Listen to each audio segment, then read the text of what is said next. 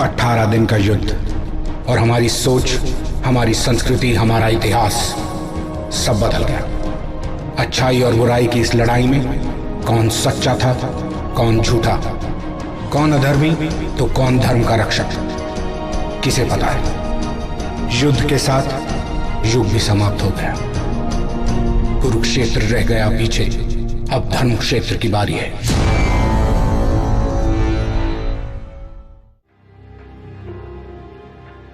आपके इन श्वेत वस्त्रों के पीछे एक आभा छुपी हुई है, क्या है वो?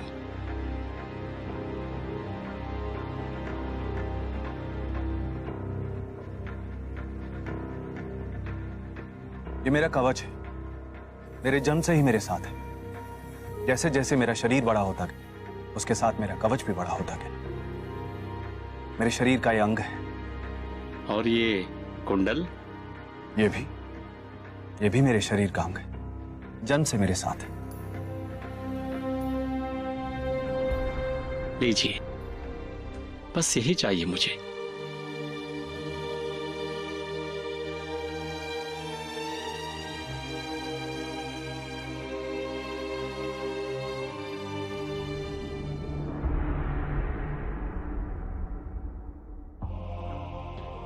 वो कवच और कुंडल तुम्हें अजय बनाते थे और तुमने उन्हें ऐसे ही दान कर दिया।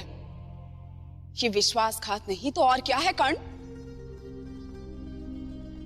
अंगराज कर्ण, वो ब्राह्मण कौन था और आपने ऐसा क्यों किया? माता गांधारी, आपने मुझसे पूछा कि मेरे पास वो इंद्रास्त्र कैसे आए। जो अस्त्र इंद्र का था, वो एक सूर्यपुत्र के पास कैसे आए। वो अस्त्र मेरे पास इसलिए आया क्योंकि उस भिक्षु ने मेरे जीवन की सबसे महत्वपूर्ण वस्तु मुझसे मांग ली। तुम तो जानते हो ना अर्जुन, वो कौन थे। तो आप वही हैं जो मैं सोच रहा हूं। पता नहीं आप क्या सोच रहे हैं, किंतु मैं तो एक साधारण ब्राह्मण हूं। तो एक साधारण से ब्राह्मण को मेरे कवच और कुंडल की क्या आवश्यकता पड़ गई? वत्स, दानवीर ये कभी नहीं पूछते कि उनके दिए हुए दान का भिक्षु क्या करेगा। प्रणाम इंद्रदेव।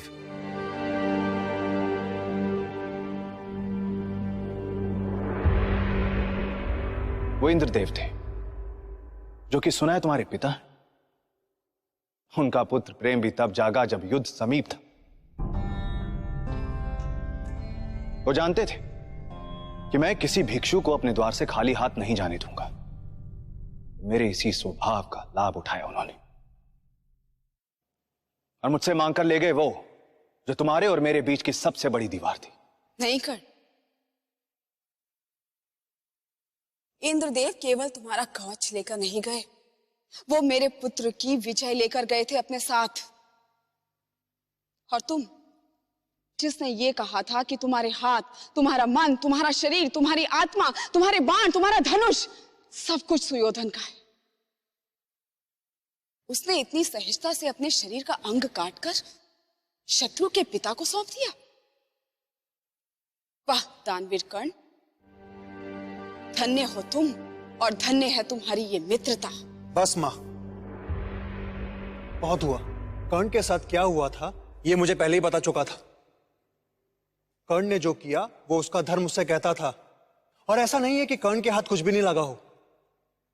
उसके कवच कुंडल के बदले कर्ण को कुछ ऐसा मिला था जो किसी और के पास नहीं था। क्यों मित्र?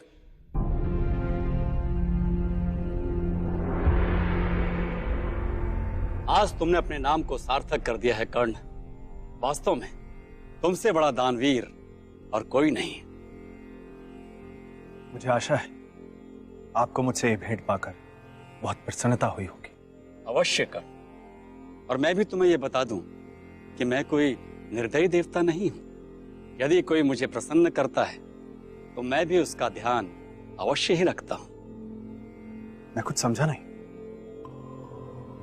जिस तरह मैं एक साधारण ब्राह्मण के रूप में तुम्हारे सामने आया था, उसी तरह यदि तुम किसी भी साधारण बाण को अपने धनुष पर रखकर मेरा स्मरण करोगे तो वो बाण इंद्रास्त्र बन जाएगा। एक ऐसा अस्त्र जिसके आगे कोई नहीं टिक पाएगा। कोई नहीं? कोई भी नहीं। और अर्जुन? अर्जुन भी नहीं।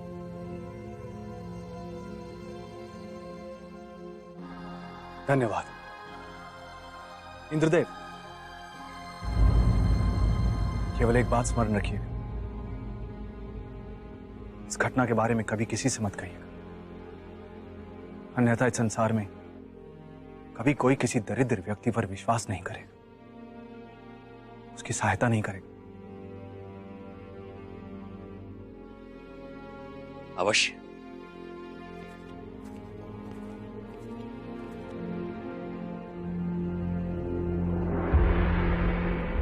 इंद्रास्त्र तो मिला था इसे, किंतु यह उसका भी उपयोग नहीं कर पाया। कर्ण, मेरा प्रश्न अभी भी तुमसे वही है कि तुमने अपना कवच क्यों दान किया? मना कर देते या कुछ और ही दे देते? मना कर देता? कैसे मना कर देता? यदि मैं मना कर देता तो मुझे दानवीर कौन कहता माता? मैं सूत पुत्र कहलाता था। किंतु कहीं ना कहीं मैं ये जानता था कि मैं एक क्षत्रिय हूं, और कोई भी क्षत्रिय अपने द्वार पर आए हुए भिक्षु को खाली हाथ नहीं जाने देता। भिक्षु भले ही चाहे कुछ भी मांग ले। क्षत्रिय? कर्ण, क्षत्रिय कहलाने की लालसा ने तुमसे क्या क्या नहीं करवाया? क्या तुम्हें इस बात का किंचित मात्र भी आभास है? जब तुम्हारे इस दान के बारे में मेरे पुत्र सुयोधन को पता चला तो उसके हृदय पर क्या बीती?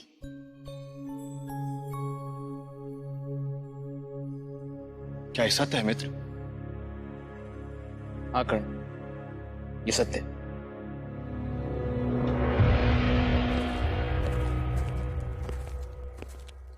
भैया आप ऐसे ही चलते रहेंगे या बताएंगे भी कि हुआ क्या है?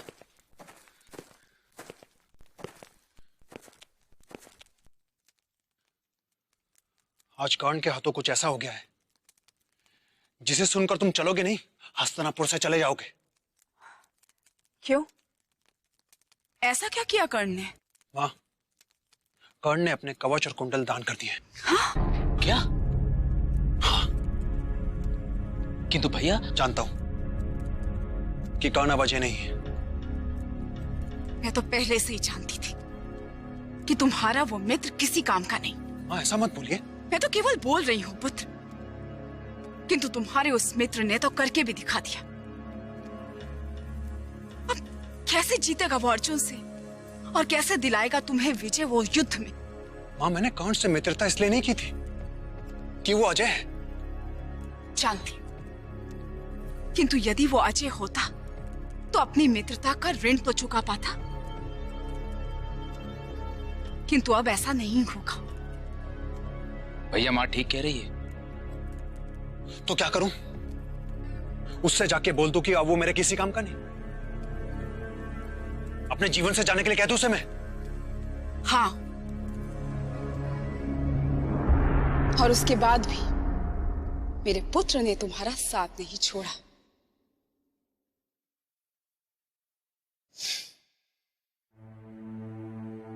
तुम जानते हो मित्र, मैंने जो किया वो मुझे करना ही पड़ा। मेरे पास कोई विकल्प नहीं था। तुम ये भी जानते हो, आजीवन मुझे इस बात का खेद रहा कि मेरे हाथों कुछ ऐसा निकल गया जो मेरे मित्र के काम ही आता।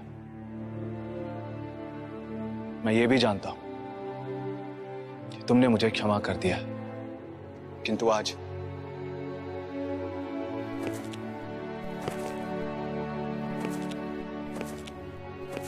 एक बार फिर मैं तुमसे क्षमा चाहता हूं।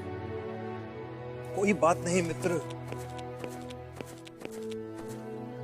तुम और मैं यहां सच्चे क्षत्रिय हैं जो अपने कहे पर अड़िग रहते हैं। इस अर्जुन को मैंने बोला था एक बार कि मुझसे जो चाहे मांग लेना, और इसने वो बाण मांग लिए जो पितामह ने इनका वध करने के लिए तैयार किए थे। और अर्जुन के पिता ने तुमसे तुम्हारा कवच मांग लिया। ये डरते थे हमसे, इसलिए इन्हें छल की आवश्यकता थी।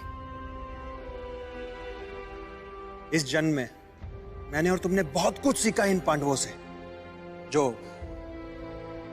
अगले जन्म काम आएगा। महाराज, मेरे मित्र पर लगा आरोप असत्य है। मेरी मां चाहे कुछ भी कहे,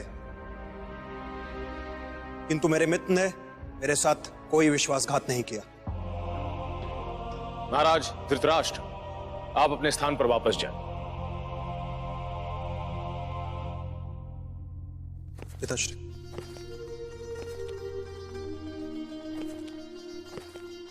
अंगराज कर्ण पर आरोप था कि उन्होंने अपने कवच और कुंडल दान में देकर अपने मित्र के साथ छल किया, और साथ ही उन्होंने अर्जुन को छोड़कर किसी और पांडव को हानि न पहुंचाने का वचन देकर भी अपने मित्र के साथ ठीक नहीं किया।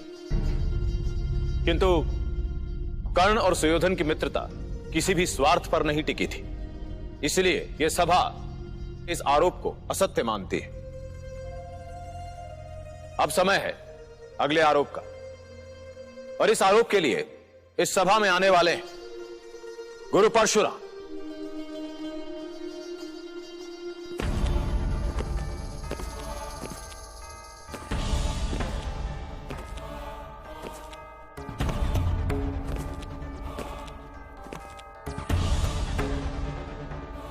प्रणाम आचार्य। प्रणाम द्रोण।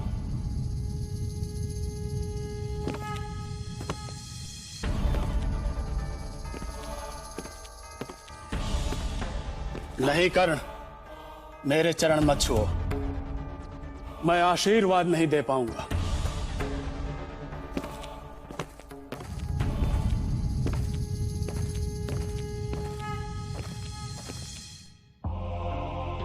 गुरु परशुराम, आपका इस सभा में स्वागत है। इस सभा को आपके परिचय की आवश्यकता है।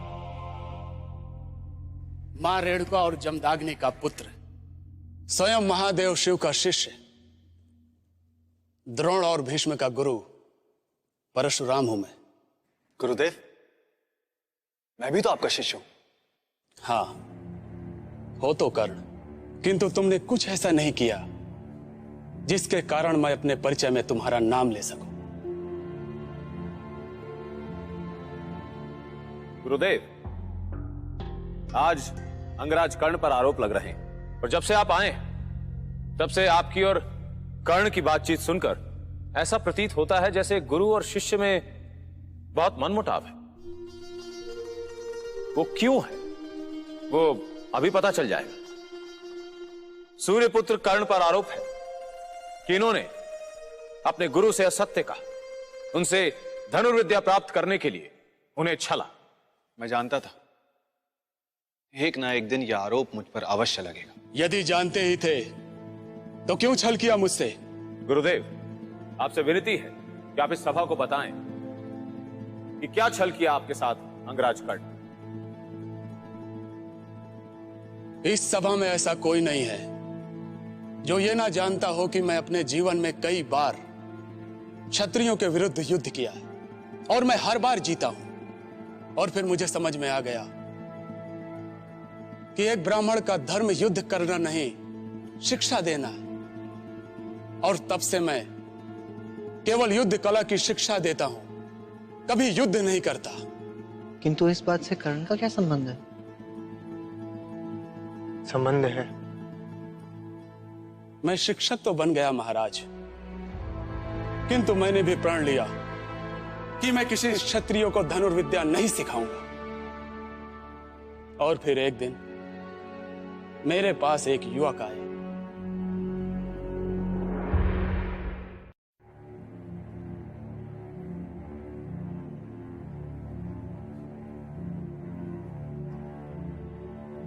कब से खड़े हो?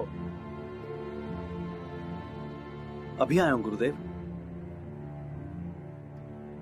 गुरुदेव, मैं तुम्हारा गुरु नहीं हूं, और ना ही अभी तक तुम मेरे शिष्य हो। आप ही कहिए, मैं आपको क्या कहूं? मेरा नाम लेकर बात करो, और यह बताओ कि तुम यहां क्यों आए हो। मैं आपसे धनुर्विद्या सीखना चाहता हूं गुरु परशुराम। मेरा कहा भी भूल गए तो जो मैं सिखाऊंगा वो कैसे स्मरण रहेगा? तुम कौन हो, अपना परिचय दो और सत्य कहना। जय श्री परशुराम। मेरा नाम वासु है, मैं हस्तिनापुर से आया हूं। पिता का नाम? वसंत। क्या करते हैं तुम्हारे पिता? वो एक छोटे से मंदिर में पुजारी है। ये ऐसे ही लेकर घूमते हो या चलाना भी आता है?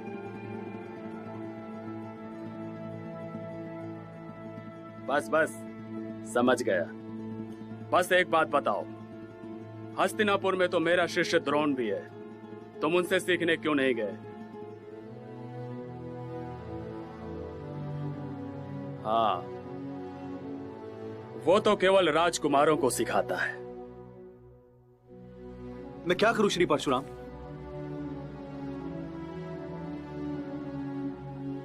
पहले तो तुम मुझे गुरुदेव कहो।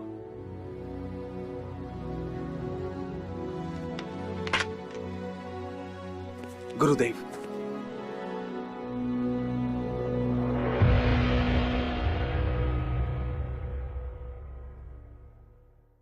उस असत्य पर अपनी शिक्षा की नींव रखी है कर्ण ने। किंतु गुरुदेव। मत कहो गुरुदेव मुझे। नहीं कहता, किंतु मैं आपसे पूछना चाहता हूं, क्या मैं आपका अच्छा शिष्य नहीं था? क्या मैंने आपकी हर आज्ञा का पालन नहीं किया? क्या आप मुझे गर्व से नहीं देखते थे?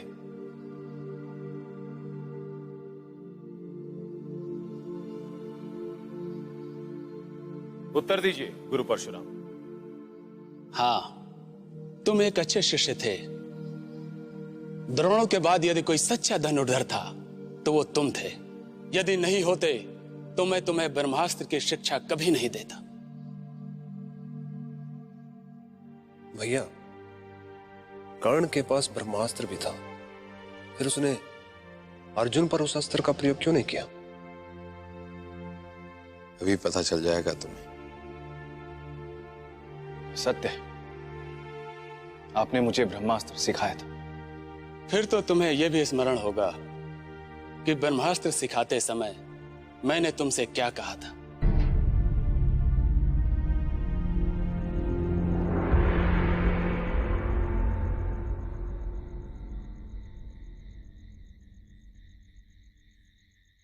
प्रतीक्षा किस बात की वासु?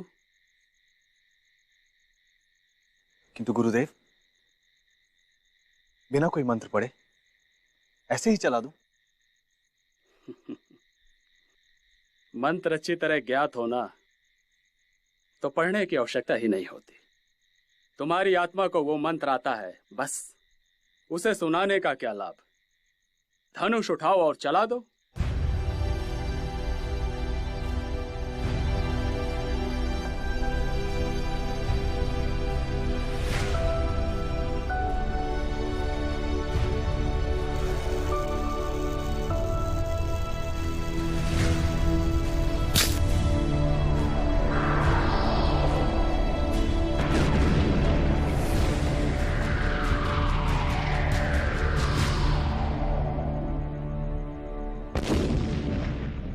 ये ब्रह्मास्त्र मैंने एक ब्राह्मण को दिया है वासु। इसे संभाल कर रखना, और यदि कभी उपयोग करना ही हो तो एक क्षत्रिय के विरुद्ध ही करना।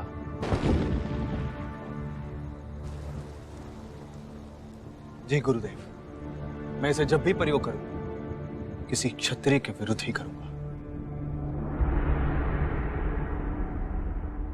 किंतु नहीं कर पाए ना? कर्ण, मुझे ज्ञात है कि तुम्हारे पास ब्रह्मास्त्र था, किंतु यह समझ में नहीं आता कि तुमने कभी भी ब्रह्मास्त्र का उपयोग क्यों नहीं किया। मैं बताता हूं कि कर्ण अपना ब्रह्मास्त्र क्यों नहीं चला पाया। क्योंकि छल से अर्जित की हुई शिक्षा कभी किसी के काम नहीं आती। अर्जुन ने अपनी साधना के बल पर वो ब्रह्मास्त्र प्राप्त किया, उसे चला पाया क्योंकि उसे याद रहा। और तुम भूल गए? क्यों धनुर्धर? यदि तुम इतने बड़े योद्धा थे तो क्यों नहीं चला पाए वो ब्रह्मास्त्र क्योंकि वो ब्रह्मास्त्र मेरे गुरु ने मुझसे वापस ले लिया। वापस नहीं लेता तो और क्या करता कर्ण? तुम जानते थे कि संसार के सारे क्षत्रिय मेरे शत्रु थे। तुम जो एक क्षत्रिय थे, तुमने मुझसे असत्य कहा, मेरी शिक्षा का अपमान किया है तुमने। गुरु परशुराम, ऐसा क्या हुआ था जिससे आपको यह पता चला कि अंगराज कर्ण ब्राह्मण नहीं क्षत्रिय है? महाराज, एक दिन मैं विश्राम कर रहा था। कर्ण मेरे पास आया और बड़े भक्ति भाव से मुझसे कहने लगा कि गुरुदेव, आप ऐसे अपना सर धरती पर ना रखें, मैं बैठ जाता हूं, मेरी गोद में अपना सर रखकर विश्राम करें। फिर क्या हुआ अंगराज? गुरुदेव, क्षमा। श्री परशुराम सो रहे थे। अनायास ही कहीं से एक बिच्छू आया, मुझे मेरी जंघा पर डसने लगा। बहुत देर तक वो बिच्छू मुझे काटता रहा, डसता रहा, पर मैं नहीं हिला, ऐसे जैसे कि मैं जम गया था। मैं जानता था यदि मैं हिला तो मेरे गुरु की निद्रा भंग होगी। मैं अपने गुरु को किसी प्रकार का कोई कष्ट नहीं देना चाहता था। कुछ समय बाद मेरे गुरु का विश्राम पूरा हुआ। मुझे लगा मेरी भक्ति से वो प्रसन्न होंगे, किंतु नहीं। कुछ ही क्षणों में उन्हें सारी गाथा समझ में आ गई।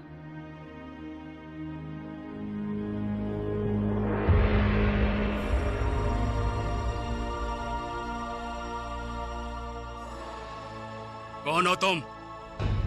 गुरुदेव, मैं एक दरिद्र ब्राह्मण। चुप! एक बार फिर झूठ बोल रहे हो। नहीं गुरुदेव। मैं पूरा एक पहर सोता रहा और तुम हिले भी नहीं। इतनी पीड़ा झेलना किसी साधारण ब्राह्मण के वश की बात नहीं।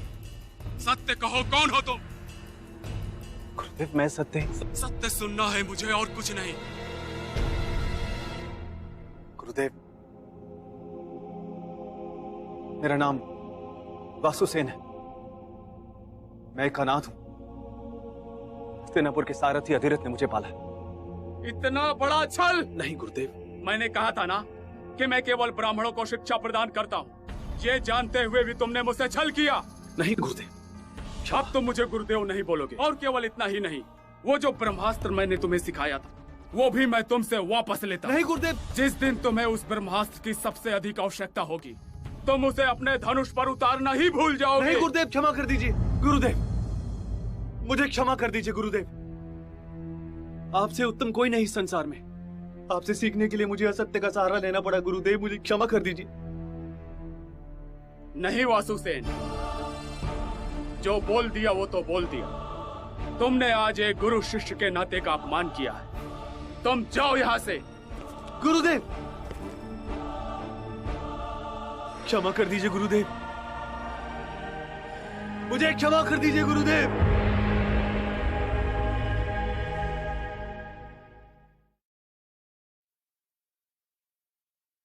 जितनी सहजता से उन्होंने मुझे ब्रह्मास्त्र दिया था, वैसे ही वापस ले लिया। और क्या करते?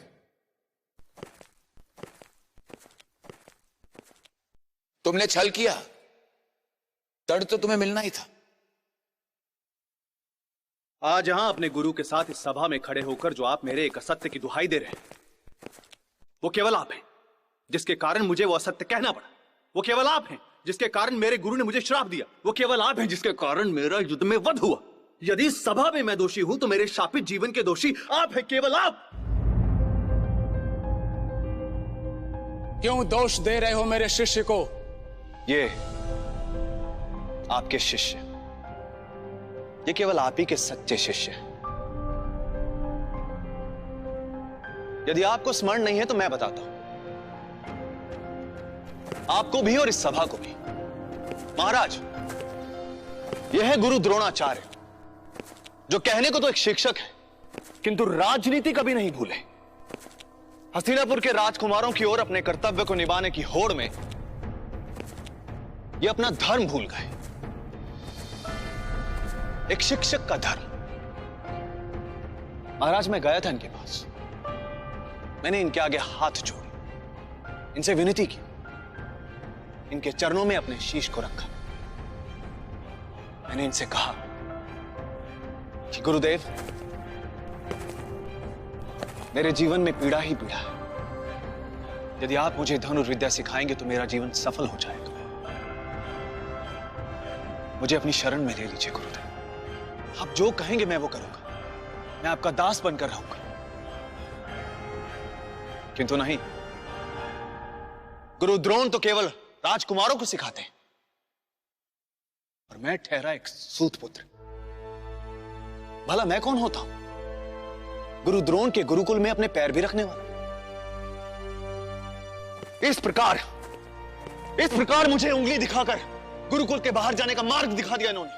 किंतु मैंने भी मन में प्रतिज्ञा की कि मैं इनसे नहीं तो इनके गुरु से सीखूंगा। किंतु नहीं, जैसे शिष्य वैसे गुरु।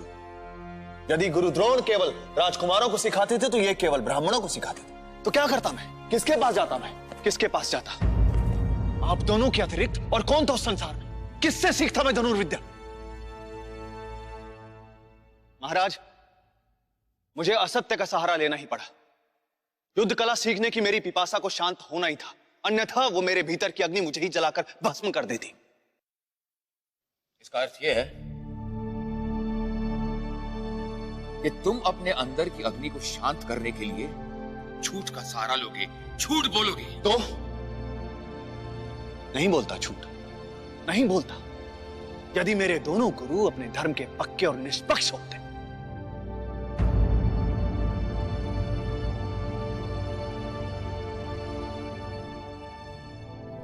अर्जुन, मैं तुमसे एक प्रश्न पूछना चाहता हूं और मैं शापित ना होता। यदि मेरे पास ब्रह्मास्त्र होता तो तुम्हें मुझसे द्वंद्व करने में आनंद नहीं आता? या तुम्हें भी ऐसी ही विजय चाहिए थी जैसी तुम्हें मिली?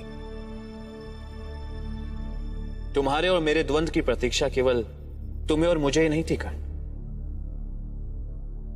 ये पूरा संसार हम दोनों को एक दूसरे के सामने हाथ में धनुष उठाए देखना चाहता था। फिर वो युद्ध हुआ कर्ण, जिसकी प्रतीक्षा सबको बरसों से थी। किंतु वो युद्ध अधूरा था। यदि तुम्हारे पास ब्रह्मास्त्र होता, यदि तुम श्रापित ना होते, तुम्हें तुम्हारी शिक्षा स्मरण होती, तो हमारा वो द्वंद्व इस विश्व को भुलाए नहीं भूलता। मैं भी यही चाहता था अर्जुन, कि एक बार सिर्फ मैं और तुम आमने सामने हो। ना कोई सूर्यपुत्र हो, ना कोई इंद्रपुत्र, सिर्फ एक योद्धा के सामने। किंतु क्या हुआ? जिन लोगों के चरणों में गिरकर मैंने शिक्षा की भिक्षा मांगी, उन्होंने मेरे साथ क्या किया? एक ने मुझे द्वार से वापस भेज दिया और दूसरे ने मुझे दी हुई शिक्षा वापस ले ली। और जब समय आया कि मैं और अर्जुन एक दूसरे के सामने थे, तो इनके दिए श्राप ने मुझे ब्रह्मास्त्र का मूल, उसका सूत्र ही भुला दिया। महाराज, उसके बाद जो हुआ वो सब जानते हैं। तुम ही बताओ अर्जुन, गुरु द्रोण ने जो मेरे साथ किया, क्या वो उचित था?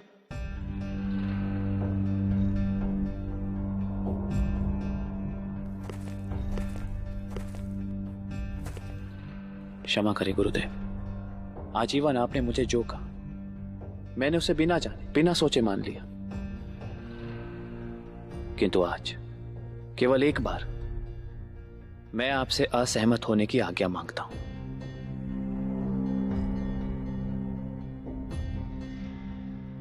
कर्ण को शिक्षा पाने का अधिकार था, और वो भी आपसे।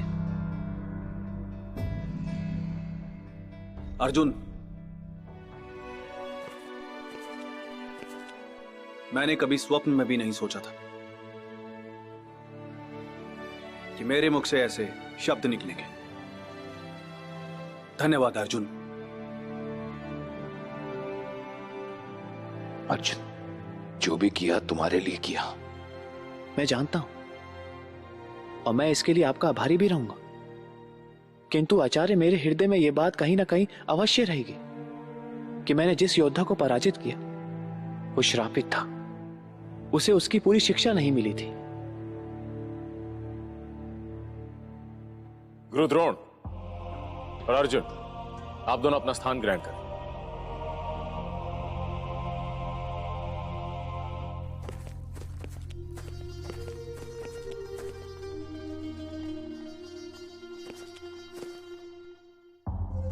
महाराज,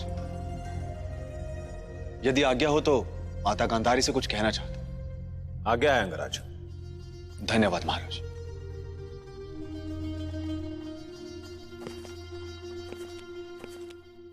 माता गांधारी, यदि मैं एक शापित योद्धा आपके पुत्र का साथ देना चाहता था, किंतु उसकी सहायता करने में असक्षम था, तो ये मेरा दोष नहीं था, दोष हस्तिनापुर के गुरु का था। तुम्हारा जैसा कोई नहीं है मित्र। तुम्हारा श्राप मेरे लिए वरदान बन गया और तुम मेरे जीवन में आ गए।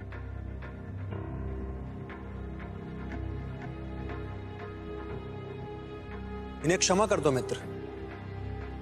ये जानते ही नहीं कि इन्होंने एक ऐसा शिष्य गवाया है जिसके नाम के कारण इनकी प्रतिष्ठा भी बहुत बढ़ जाती।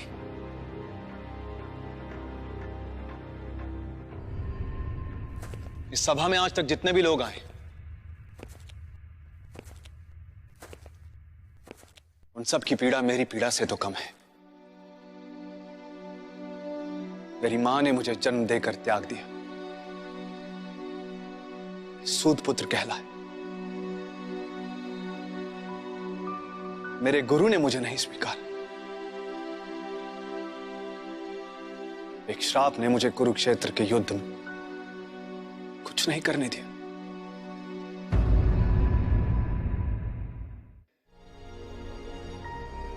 हाँ,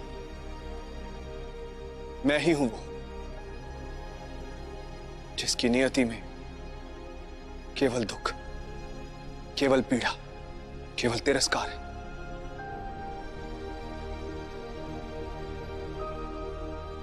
अंगराज कर्ण पर आरोप था कि इन्होंने अपने गुरु से असत्य कहा, उनके साथ छल किया, किंतु इन्होंने इस आरोप का खंडन करने के लिए जो भी तर्क दिए, उन्हें सुनने के पश्चात मैं किसी और ही निष्कर्ष पर पहुंचा।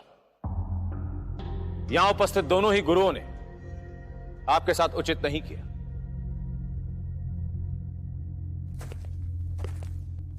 इन दोनों ही गुरुओं को शिक्षक होने का धर्म निभाना चाहिए था, एक ऐसा धर्म जिसमें जात पात और रंग रूप के आधार पर भेदभाव नहीं किया जा सकता। किंतु ये दोनों ही अपना कर्म नहीं निभा पाए, और ऐसे में आपने जो भी किया वो चाहे अनुचित ही क्यों ना हो, किंतु परिस्थितियों के अनुकूल था। इसलिए यह सभा आप पर ले गए इस आरोप को खंडित करती है।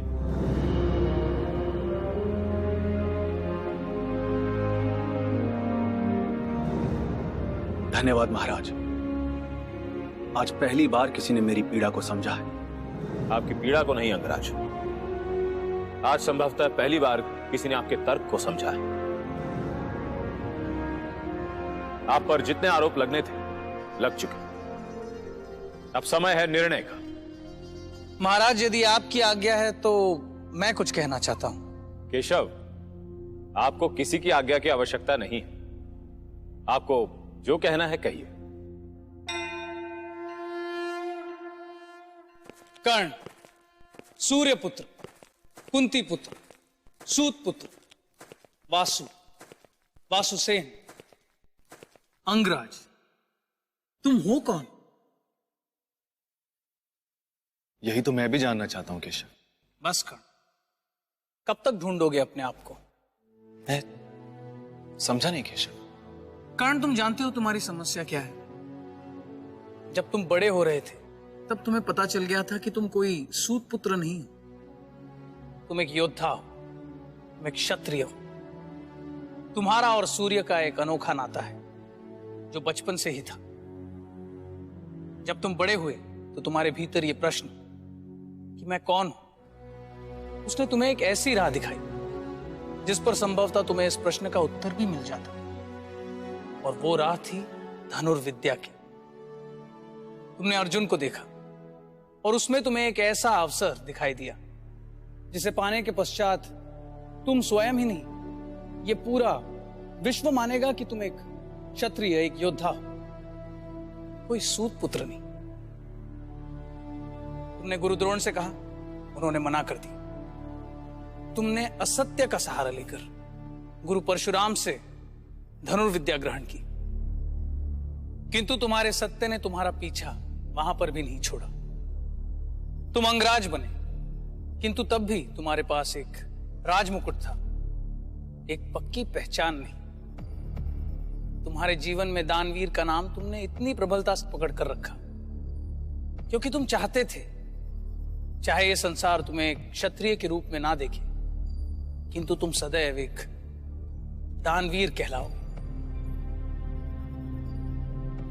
क्या तुमने सोचा है कि ये जानने की चाह में कि तुम कौन हो, तुमने वास्तव में कुछ पाने के अवसर गवा दिए? यदि तुम चाहते तो तुम ये मान लेते कि तुम एक सूत पुत्र हो, जो एक धनुर्धर भी, तो तुम्हारी धनुर्विद्या में कोई शंका नहीं होती। तुम्हारा पूरा ध्यान तुम्हारी धनुर्विद्या की ओर ही केंद्रित होता। गुरु द्रोण ना सिखाते, तुम गुरु परशुराम से सत्य ही कह देते। यदि वो फिर भी नहीं मानते तो एकलव्य की भांति उनकी प्रतिमा बनाते और धनुर्विद्या सीखते। धनुर्विद्या तो केवल साधन मात्र था, तुम्हें अपने आप को पहचानने का कारण।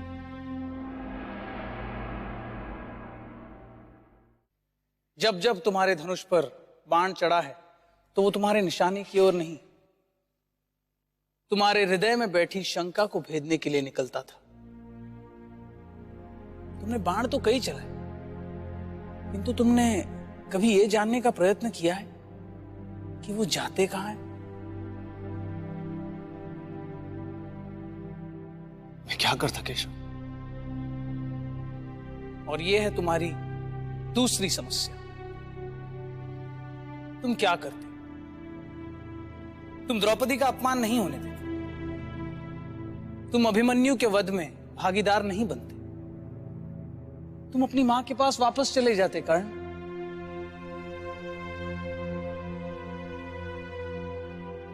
किंतु मेरा मित्र, वो तुम्हें क्षमा कर देता, पूछो उसे।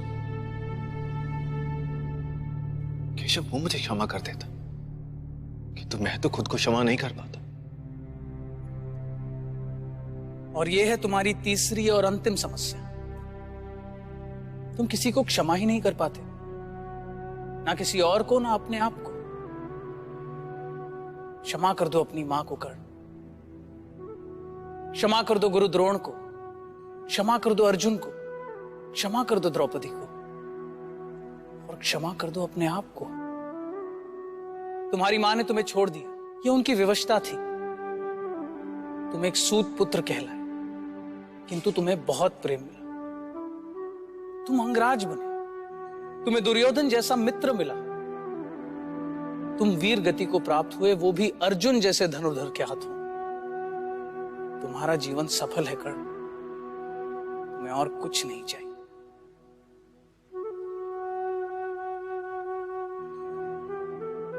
धन्यवाद केशव। धन्यवाद केशव। और अब समय है निर्णय का। ये सत्य है कि कर्ण जैसा अनोखा पात्र इस महागाथा में और कोई नहीं, जिसके जीवन में अनेक कठिनाइयां थी और इन्होंने हर कठिनाई का सामना किया।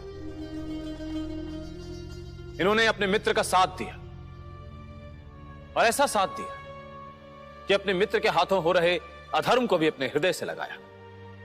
इनकी मित्रता आने वाली पीढ़ियों के लिए सदैव एक उदाहरण बनकर जीवित रहेगी। अंगराज कर्ण ने अपने गुरु से असत्य कहा, जो सही नहीं था, किंतु वो कोई छल नहीं था, क्योंकि इनकी शिक्षा ग्रहण करने की लालसा सच्ची थी। आज इस सभा में अंगराज कर्ण पर लगा हर आरोप निराधार माना जाता है। हाँ, यह सत्य है कि अंगराज कर्ण ने अपने मित्र का ऋण चुकाने के लिए कुछ ऐसे कर्म किए जो सही नहीं थे, जैसे अपनी आंखों के सामने रानी द्रौपदी का अपमान होने दे, अभिमन्यु के वध में भागीदार होना, किंतु उन कर्मों का दंड इन्हें भूलोक में ही मिल चुका है। और जैसा केशव ने कहा कि जिसने आजीवन अपने भीतर केवल पीड़ा को ही पाला, उसे और किसी दंड की आवश्यकता नहीं। अंगराज कर्ण, आप दानवीर हैं, आप एक योद्धा हैं और आप एक उत्तम मित्र हैं। आप और अर्जुन भूलोक के सबसे बड़े धनुर्धर हैं और चूंकि आप अर्जुन से बड़े हैं, इसलिए आपका नाम सदैव अर्जुन से पहले लिया जाएगा। महाराज, धन्यवाद। आज इस सभा में मैंने सब कुछ पा लिया।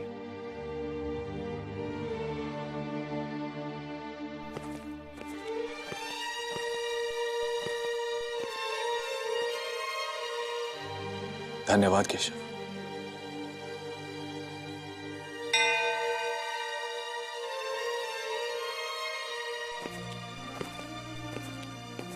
मित्र, तुम्हारा नाम चाहे अर्जुन के साथ क्यों ना लिया जाए, किंतु तुम पर अधिकार मेरा है, केवल सुयोधन का।